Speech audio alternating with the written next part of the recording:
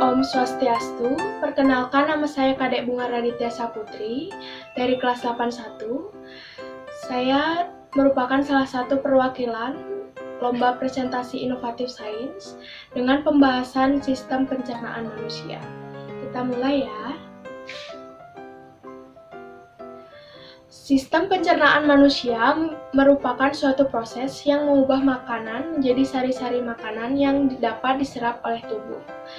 Proses pencernaan makanan dibagi menjadi dua, yaitu yang pertama pencernaan mekanik, yang kedua ada pencernaan kimiawi.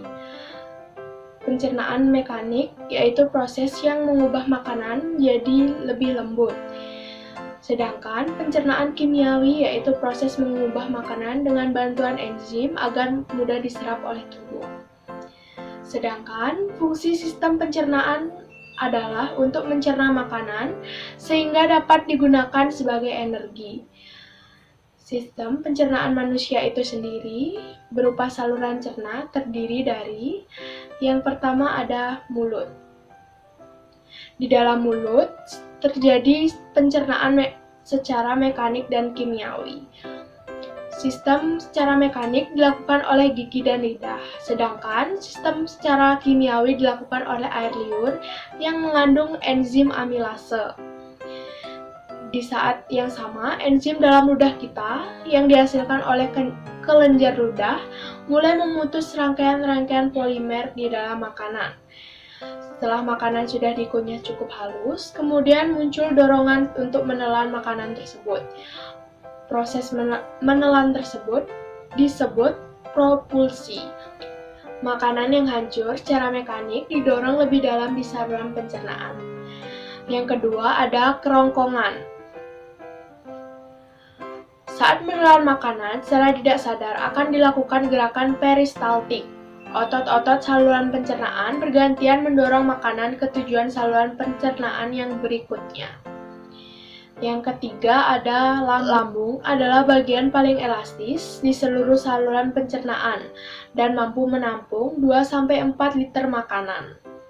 Makanan yang menuju lambung kemudian dihancurkan oleh dinding lambung yang aktif bergerak. Mirip saluran pencernaan lainnya, dinding lambung terdiri atas 4 lapisan utama, yaitu lapisan mukosa, submukosa, mulcularis externa, dan serosa. Yang keempat ada usus halus.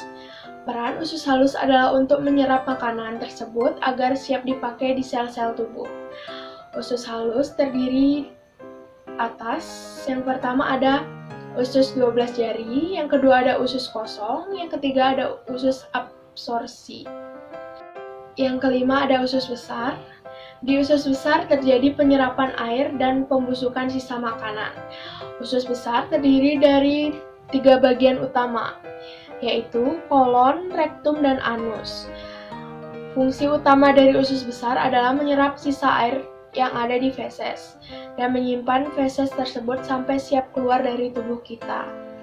Di usus besar, pencernaan bukan dilakukan oleh enzim-enzim, melainkan oleh bakteri yang hidup di dalam usus besar. Yang keenam ada anus. Makanan yang sudah selesai diproses pasti harus dibuang agar tidak menumpuk di dalam tubuh. Anus menjadi organ terakhir untuk membantu pembuangan sisa makanan atau defekasi.